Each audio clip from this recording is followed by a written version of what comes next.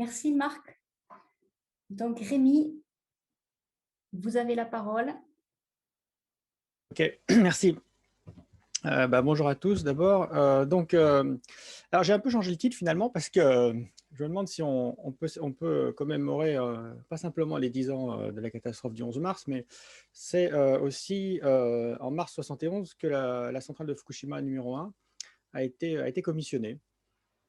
Et on peut se demander si les populations qui vivent aujourd'hui, qui ont vécu pendant ces années aux abords de la centrale, elles n'ont pas commencé à être sous l'emprise en quelque sorte de la centrale depuis cette période-là. Euh, alors, on va essayer d'aller vite. Très rapidement, j'ai vu ce matin, enfin c'était hier, mais dans le Monde, il y a quelque chose qui pose problème quand même avec ce Fukushima, c'est que on a cet article du Monde sur Fukushima, et les seules photos qui sont montrées sont des photos du tsunami et des murs anti-tsunami situés à 200 km de la centrale. Ça pose problème, en tout cas ça dit quelque chose sur la force ou la force de l'impact de ce terme, de ce toponyme Fukushima. Ça demande aussi à réfléchir et à parler de. On peut pas, il y a une sorte de confusion qui s'est installée entre l'événement du tsunami, ces manifestations, sa visibilité et son pouvoir évocateur, et d'un autre côté, le pouvoir évocateur du nucléaire. Et on a presque une dissonance comme ça entre les deux événements, hein. C'est comme si on parlait d'AZF et puis qu'on montrait des photos de la faute sur mer, par exemple, hein. C'est un peu ce même type. Et ça crée de la confusion. Et cette confusion, elle n'aide pas à comprendre l'événement qui s'est produit. Et puis également dans Libération, on nous parle de villes entières qui sont inhabitables. En fait, le problème, c'est pas qu'elles sont inhabitables, c'est qu'elles sont habitées. Et c'est un petit peu ça le problème aujourd'hui qu'on a dans la région de la centrale. C'est pas tellement qu'on a des territoires qui sont inhabités, c'est qu'au contraire, on est dans une logique qui fait qu'on a des territoires qui sont de plus en plus habités et qu'on veut rendre habitables. Alors, tout d'abord, une mise en contexte rapide sur ce qu'est le nord-est du Japon et les régions qui ont été frappées par cette catastrophe. Moi, je pars du principe qu'on ne peut pas diviser en fait et séparer en deux, d'une part le tsunami et d'autre part l'accident nucléaire. En fait, il faut quand même considérer que c'est le produit de quelque chose qui est commun, qui est un mode d'organisation du territoire, qui est un mode de protection des populations, qui est un mode de mise en confiance ou de délégation de la protection sur des aspects uniquement techniques, et que c'est ce mode-là qui est en crise en fait le 11 mars 2011 au Japon à la suite du séisme et du tsunami, et que c'est une même logique en fait, que ce soit la question des villes détruites par le tsunami ou l'accident nucléaire. On est face à des questions qui en fait sont assez similaires. Très rapidement, on est sur des régions qui ne sont pas du tout étrangères à cet aléa de séisme et de tsunami. Des tsunamis sur ces régions-là, on en a pratiquement tous les 70 ans, et tous les 70 ans, ils détruisent les côtes, enfin en tout cas, ils tentent de détruire les côtes du nord-est du Japon, d'autant plus qu'elles sont particulièrement vulnérables, et en particulier donc cette partie du nord-est, du nord-est du nord-est en fait, dans la zone des Rias du Senriku, où on a des vallées côtières qui rendent les vagues de tsunami plus importantes. Et paradoxalement, donc Fukushima, c'est ici, la côte de Fukushima n'est pas particulièrement vulnérable au tsunami, parce que c'est une côte rectiligne, et donc les vagues sont en fait moins fortes sur la centrale. Elles ont été moins fortes sur la centrale qu'elles l'ont été au nord-est. On est dans une région qui est aux marges de l'archipel japonais, donc en des régions qui sont plutôt pauvres, en voie de désertification, et qui subissent un vieillissement accéléré. Une pression des bêtes sauvages qui est relativement forte dans ces régions-là.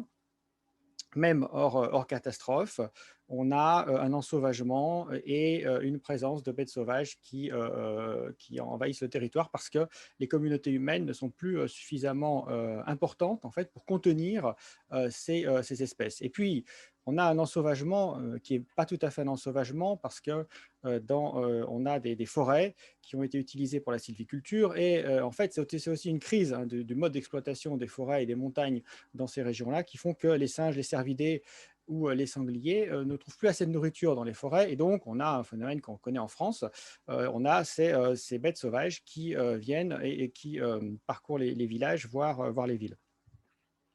C'est aussi le grenier à riz du Japon et le grenier au meilleur riz hein, dans cette région de Tohoku. C'est là où on va avoir les surfaces cultivées en riz et les productions en riz les plus importantes.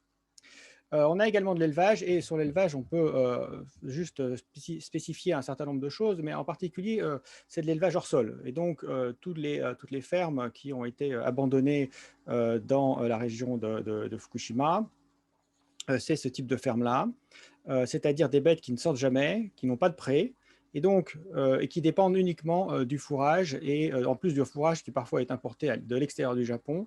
Et donc, ce qui fait que quand elles ont été laissées à elles-mêmes, eh bien évidemment, elles sont mortes en masse, parce que ce ne sont pas des bêtes qui ont ni l'habitude de se nourrir elles-mêmes, ni la possibilité d'avoir des pâturages. Et donc, c'est aussi la crise de l'élevage dans la région de Fukushima, et aussi la crise d'un mode de production et d'un mode de production intensif sur de petites unités, mais complètement hors sol.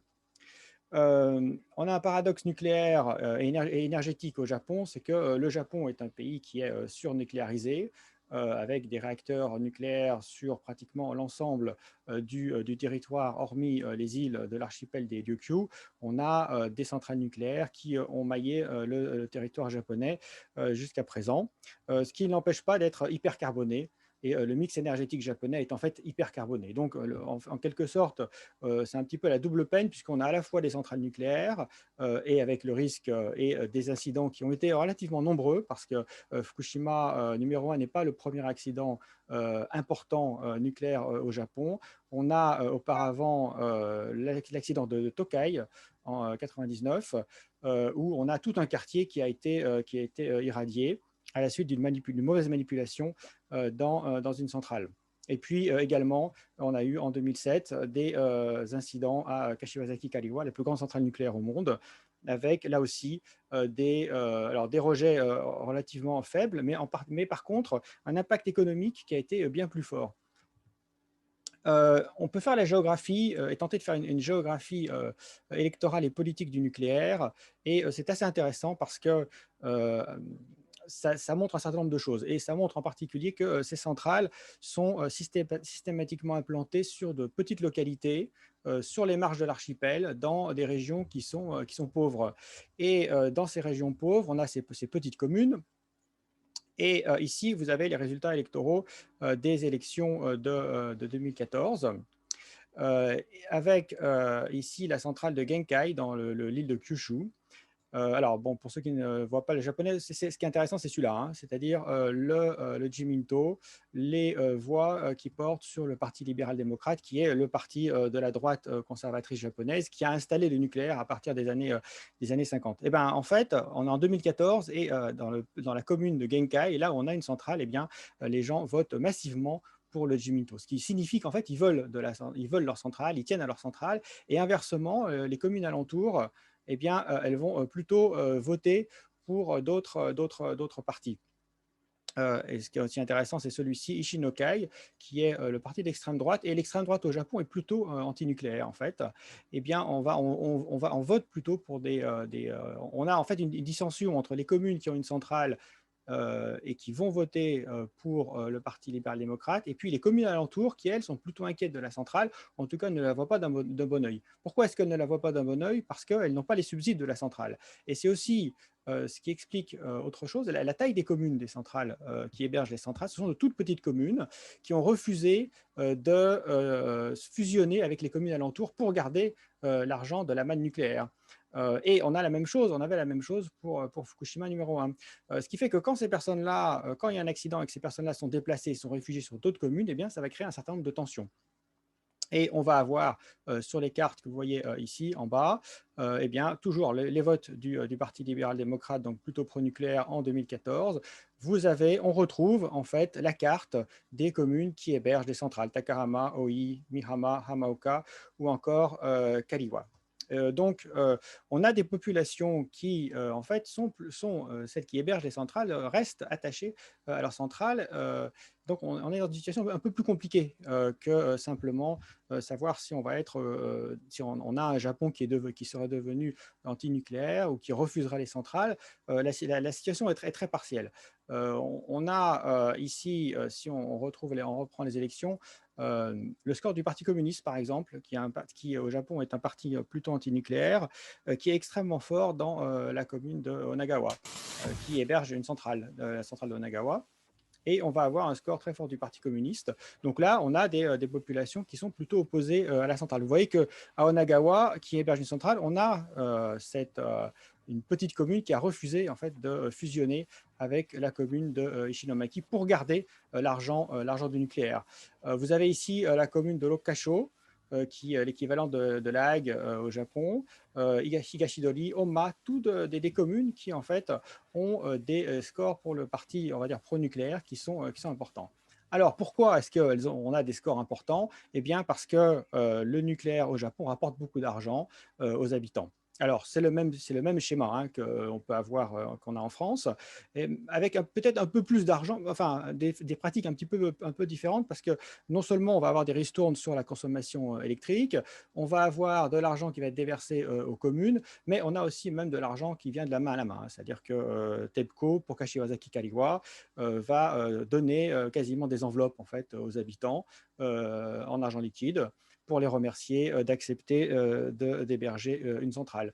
Et donc, c'est comme ça qu'on a un système hein, d'emprise sur les populations et une fabrication du consentement au nucléaire. Dans le département de Niigata, toujours la même centrale, on a pour la commune de Kariwa, donc cette toute petite commune, en fait 50% de son budget dépend de la présence de la centrale. Et donc on comprend que d'une part, les habitants sont en quelque sorte attachés à leur centrale, d'autant que, comme on l'a dit, on est dans des régions qui sont plutôt pauvres, les collectivités locales également. Et puis inversement, les communes qui sont alentours et qui ne bénéficient pas de la manne nucléaire, eh bien, elles ne sont pas très contentes parce que depuis 2011, elles savent que elles ont le risque, elles vont supporter le risque.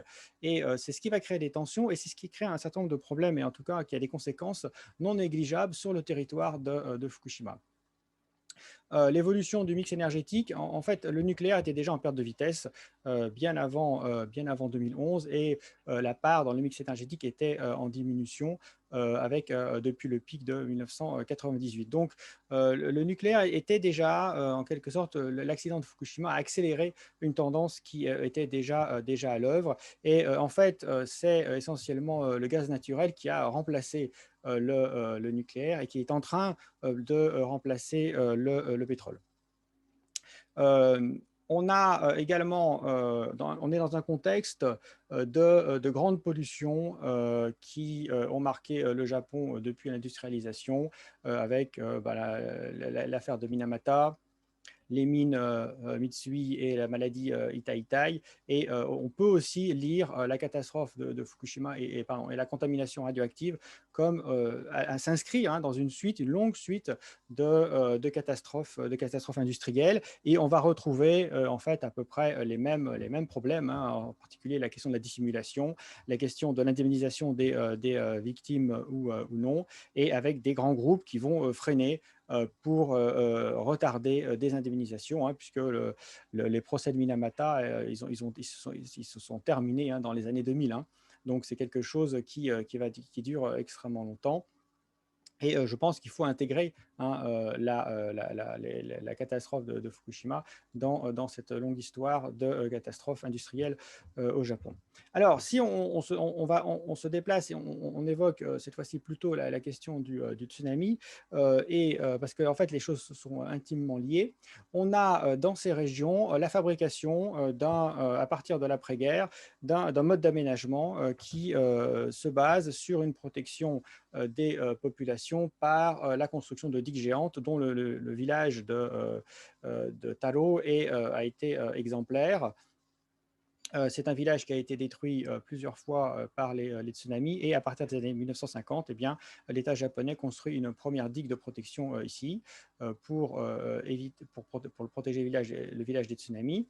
Et Taro devient le village typique et le village modèle de la lutte anti-tsunami. Et dans les années 70, on construit une autre digue ici autour du port. Et ce qui va se passer, eh bien, c'est que petit à petit, les espaces qui sont ouverts par la construction de la digue vont être aménagés et urbanisés. Et donc, on va avoir des populations qui, du fait de la présence de ces super digues, vont commencer à s'installer sur des zones basses et parfois des zones extrêmement basses.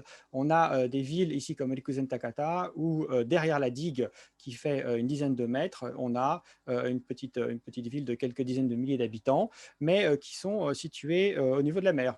Hein, c'est-à-dire qu'on est vraiment sur des zones d'embouchure et on est à 2 mètres, voire moins 1 mètre, hein, voire carrément au niveau de la mer pour Minami Sanriku. Donc, on va dépendre uniquement de la protection de la digue pour faire face au tsunami. Et puis, la fabrication de ces digues géantes, eh ben, elle permet autre chose, elle permet d'industrialiser le littoral, et en particulier pour cette côte pacifique, une industrialisation qui se base sur la production énergétique. Et il faut bien voir les centrales nucléaires qui sont construites sur la côte nord-est du Japon, elles s'intègrent en fait dans une sorte de ceinture énergétique où on va retrouver pratiquement tous les 20 à 30 km une centrale électrique thermique, nucléaire, alors thermique au fioul ou au charbon, maintenant plutôt au gaz, mais on est dans une spécialisation sur la production énergétique et une production énergétique et une production sur l'eau, hein, puisque en fait on va importer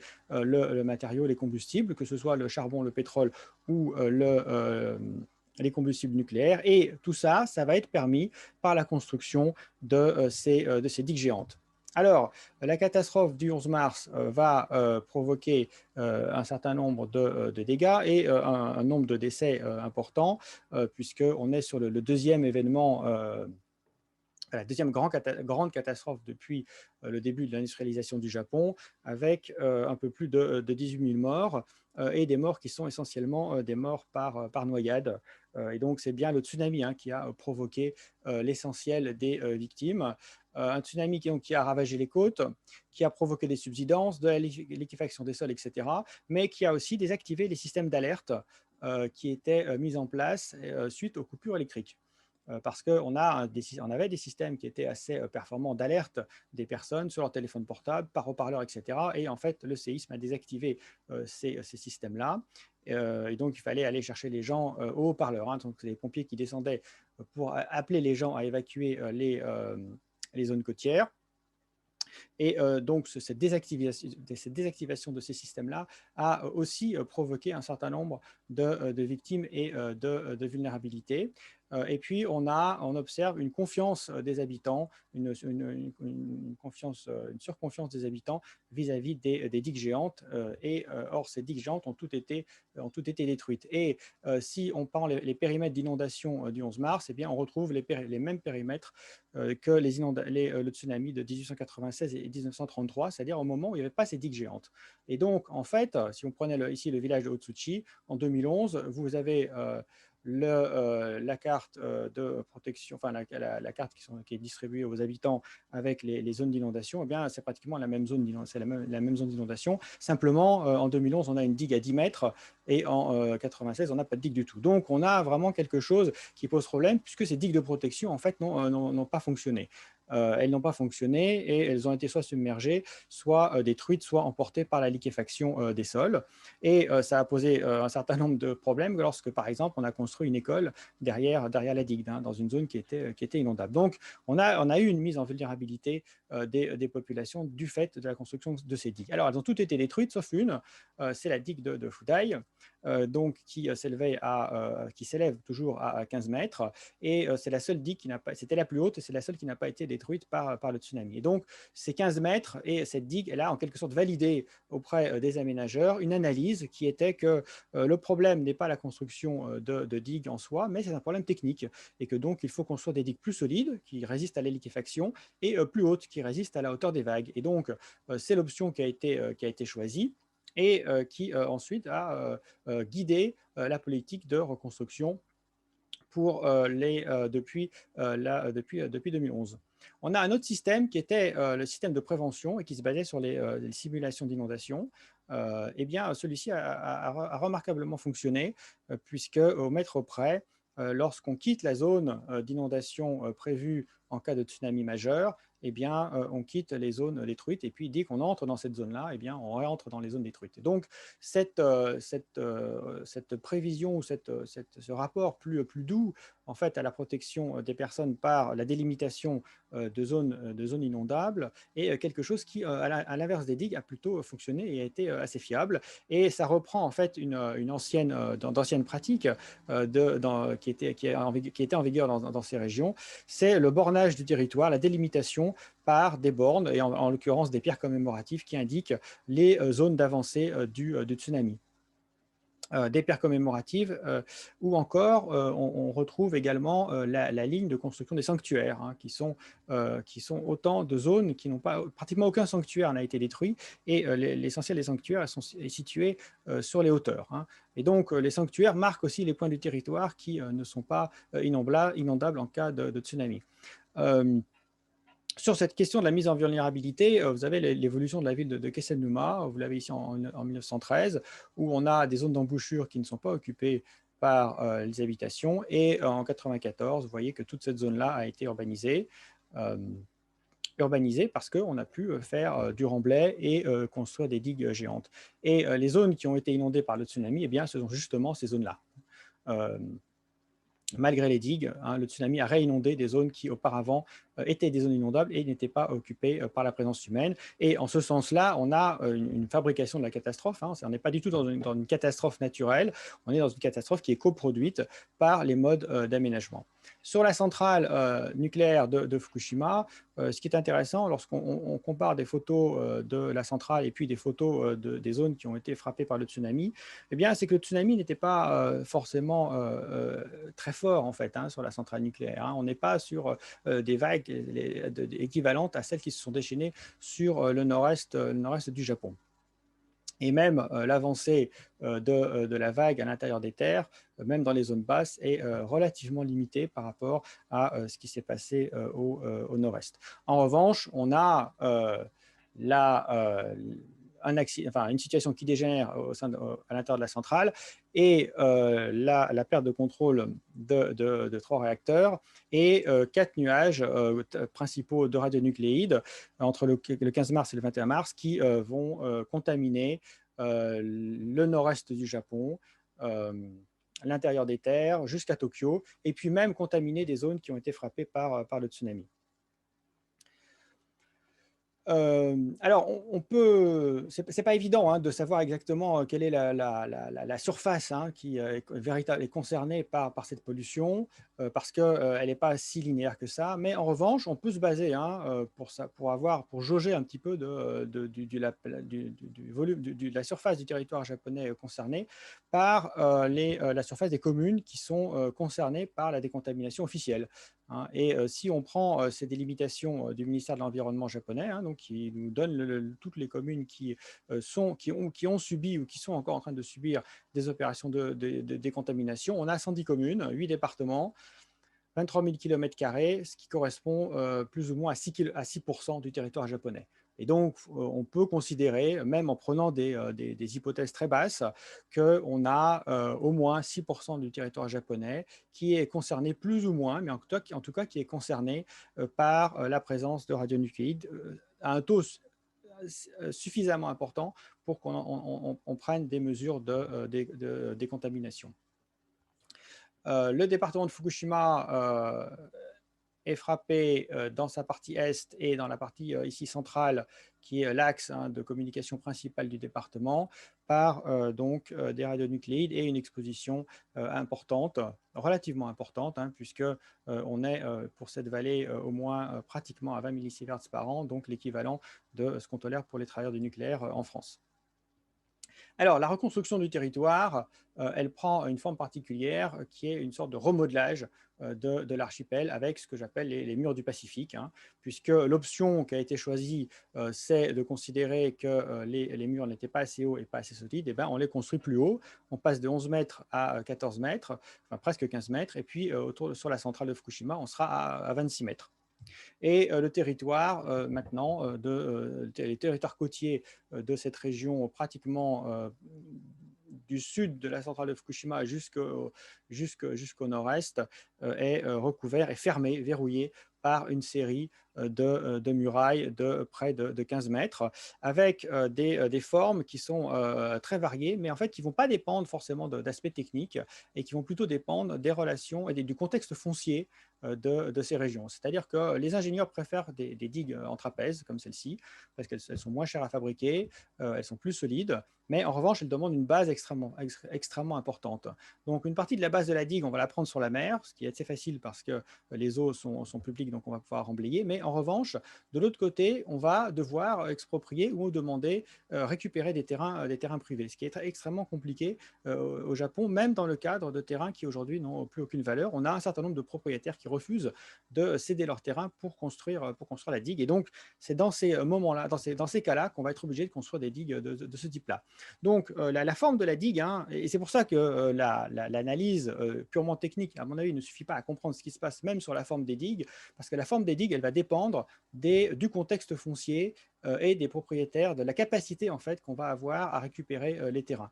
Ce qui montre aussi combien au Japon la question foncière est importante et combien des individus peuvent en fait transformer la forme d'une digue et changer les options techniques en cédant ou pas leur terrain.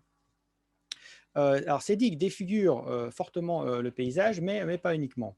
La construction de digues géantes va modifier très fortement les relations des habitants avec le littoral. Alors des relations quotidiennes dans les activités de la pêche, mais également on peut considérer que c'est aussi de nouveau une mise en vulnérabilité et une mise en vulnérabilité plus importante qu'elle ne l'était auparavant, parce qu'on va déposséder les habitants de leur capacité à lire l'environnement. En effet, lorsqu'on a une digue qui va barrer les accès à la mer, qui va barrer même le fait de voir la mer, eh bien, on a des habitants qui vont du coup de nouveau dépendre uniquement en cas de survenue d'un aléa des systèmes de surveillance de l'agence météorologique, des systèmes du département et de systèmes centralisés à l'extérieur en fait des communes qui sont touchées et qui dépendent aussi d'une alimentation énergétique. Et les habitants perdent en fait leur capacité à lire, par exemple, si la mer se retire ou pas. Ils perdent la capacité même à voir arriver les vagues et même à entendre l'arrivée du tsunami. Et c'est un des problèmes que pose cette construction de digue, en tout cas, qui est soulevée. Et on a un seul village, en fait, hein, qui a réussi à s'opposer ou à faire en sorte que sa digue ne soit pas une digue géante, c'est le village de Akahama, pour un certain nombre de raisons, mais essentiellement parce qu'on a des relais assez importants dans ce village-là. Et c'est en fait une sorte d'expérimentation très, très localisée, mais l'ensemble des communes en fait, de cette région sont aujourd'hui, on voit leur littoral verrouillé par des digues. Alors, les choix de la reconstruction, c'est aussi de modifier fortement l'environnement avec un schéma global hein, qui est celui-ci, c'est-à-dire qu'on va couper les montagnes, on prend le remblai, le déblaye et on remblaye une partie de la plaine, on rehausse tout l'ensemble des zones côtières et on fabrique des digues géantes et on interdit l'habitat à l'intérieur de cette zone-là. Et on met les habitants sur les hauteurs. Alors ce sont de grands travaux, de très grands travaux. Ici, vous avez le plan de reconstruction de l'Ikuzen Takata et voilà ce que ça donne. Alors auparavant, on avait de grandes digues, mais là, on a de très, très, très grandes digues. Et puis, le paysage alentour est complètement modifié, hein. Ici, vous avez un ancien bâtiment, vous voyez qu'on a rehaussé pratiquement ici. On rehausse à 10 mètres. Hein. Donc, il faut bien voir, on a de petites vallées qui sont complètement rehaussées de 10 mètres. Donc, tout ce qui était, en fait, au-delà des destructions du tsunami, tout ce qui pouvait être l'héritage paysager dans ces villages-là est complètement détruit. Vous avez ici les montagnes qui sont arasées. et ce type de construction. Donc, on a une modification de l'environnement qui est extrêmement importante. Voilà encore hein, des montagnes qui sont à raser. On a également d'autres aspects. Ici, vous avez une zone humide qui a été refabriquée par le tsunami. Ça fait rien. La zone humide, en fait, elle est refabriquée par le tsunami. Les pêcheurs s'aperçoivent que les zones humides sont très intéressantes, en particulier pour l'ostréiculture. Mais c'est pas grave. On va la remblayer et on va la transformer en rizière. Un autre aspect de cette grande transformation du territoire, ce sont la construction, le percement d'un système autoroutier qui vise à désenclaver ces régions, mais qui est aussi en train de les modifier très fortement. On a du coup des villages qui se retrouvent complètement derrière la digue, même si cette digue parfois peut être apprivoisée. Et on a des activités qui se développent devant ce qui reste de la plage et dans des endroits même un petit peu saugrenus, hein, comme ces pêcheurs qui sont en train de pêcher ou de se baigner à 3 km hein, à vol d'oiseau de la centrale de Fukushima numéro 1. Hein. Mais c'est quelque chose qui est assez courant. Hein. On a des pêcheurs qui vont pêcher le césium à proximité des centrales nucléaires. Donc, on n'est pas forcément dans un contexte. Et en fait, les choses sont telles parce que tout est fait pour ça. Et une des façons de régler le problème de la radioactivité et de l'exposition, c'est aussi de réouvrir ces territoires. Je me dépêche hein, parce que je vois que le temps passe. Alors, qu'est-ce qui se passe maintenant hein, et ensuite, je laisserai la parole à Christine, mais qu'est-ce qui se passe dans ces territoires alors, certains parlent de miracle de Fukushima, parce qu'effectivement, on a une décontamination qui est plutôt réussie.